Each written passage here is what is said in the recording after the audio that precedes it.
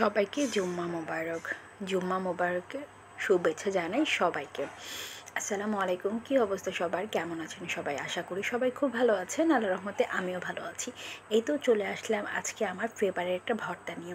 তো আমি এটাকে আগেই সুন্দরভাবে ধুয়ে সিদ্ধ করে নিয়েছি। এরপর আমি ব্লেন্ডারে জারে এগুলোকে সব কিছু একসাথে দিয়ে ব্লেন্ড করে নেব। আর এখানে ছিল পেঁয়াজ, মরিচ আর ধনিয়া পাতা, সাথে একটু লবণ দিয়েছি, দিয়ে আমি খুব ভালোভাবে এগুলোকে ব্লেন্ড করে নিয়েছি। তারপর চলে গেলাম কড়াইতে, আমার সেই ঐতিহ্যবাহী কড়াই যেটাকে ছাড়া আমার একদমই চলে না। তো সেখানে তেল দিয়ে আমি সবগুলো মানে যে বেটে রেখেছিলাম, মানে ব্লেন্ডার করে রেখেছিলাম, সেগুলো দিয়েছি।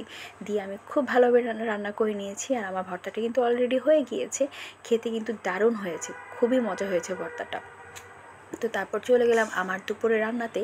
মানে বরদাস্ত তো খেলে হবে না, সাথে তো একটু কিছু খেতে হবে, যার জন্য চলে গেলাম মাংস রান্না করতে। তো আজকে তো একদমই গ্যাস ছিল না, মানে গ্যাস মনে হয় আজকে বেড়াতে চলে গিয়েছে, এমন একটা অবস্থা। তো আমি কি করলাম, আজকে একদম সব একসাথেই বসিয়ে দিয়েছি। পেঁয়াজ, মানে প্রথমে তেল দিয়েছি, তারপর পেঁয়াজ মরিচ তো এখনও দিয়েই নেই, মানে পেঁয়াজ দিয়েছি, লবণ দিয়েছি আর গোটা মশলা দিয়েছি। এরপরে আদা রসুন বাটা দিলাম। দেওয়ার পর আমি যে গোটা মশলাগুলো ছিল সেগুলো দিয়ে দিচ্ছি। মানে আজকে সব একসাথে রান্না করব, কারণ গ্যাস নেই, যার জন্য একসাথে দিয়ে আমি খুব ভালোভাবে কষিয়ে নিব। মানে আগে তো আমি আসলে কী করি, একটা একটা করে ভালোভাবে কষিয়ে নিই। তো আজকে একদম একসাথেই সব কিছু দিয়েছি, দিয়ে সামান্য পানি দিয়ে তারপর ভালোভাবে কষিয়ে নিয়েছি।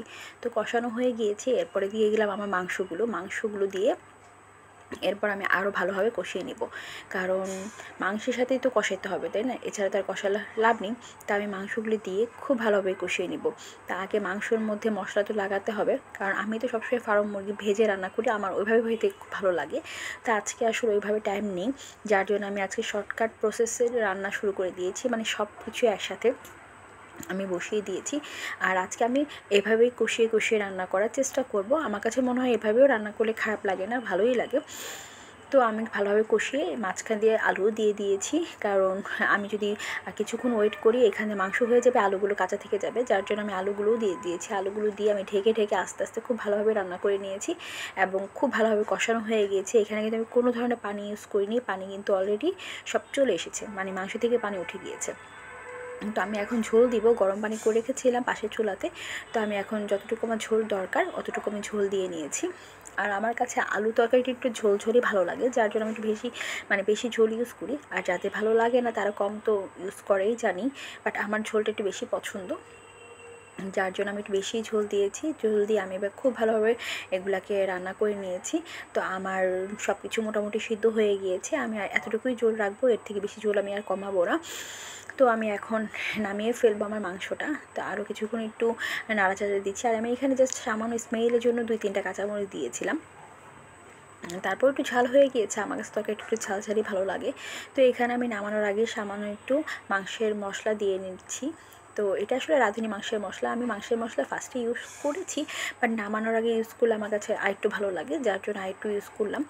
তো কমানো মানে দিয়ে আমি আরও কিছুক্ষণ মানে নেড়ে নিব। আসলে গ্যাস থাকলে তো 5 মিনিটের মধ্যেই হয়ে যায় এমন একটা অবস্থা, কিন্তু গ্যাস না থাকলে যেই রান্না 5 মিনিট সেই রান্না লাগে 2 ঘন্টা, এমন একটা অবস্থা। তো এই তো আমার মাংস রান্না হয়ে গিয়েছে। কেমন অবস্থা হয়েছে বা কেমন দেখতে হয়েছে অবশ্যই কিন্তু জানাবেন। তো এটা ছিল আমার আজকের মেনু, এবং আমার প্লেট কেমন হয়েছে, আমার প্লেট সাজানোটা, সেটাও কিন্তু কমেন্টে জানাবেন। তো সবাই ভালো থাকবেন, সুস্থ থাকবেন, আমার জন্য বেশি বেশি করে দোয়া করবেন। আর আমার কথা যদি ভুল থাকে, অনেক ভুল হয়ে থাকে, অবশ্যই ক্ষমা দৃষ্টিতে দেখবেন। আল্লাহ হাফিজ, আসসালামু আলাইকুম।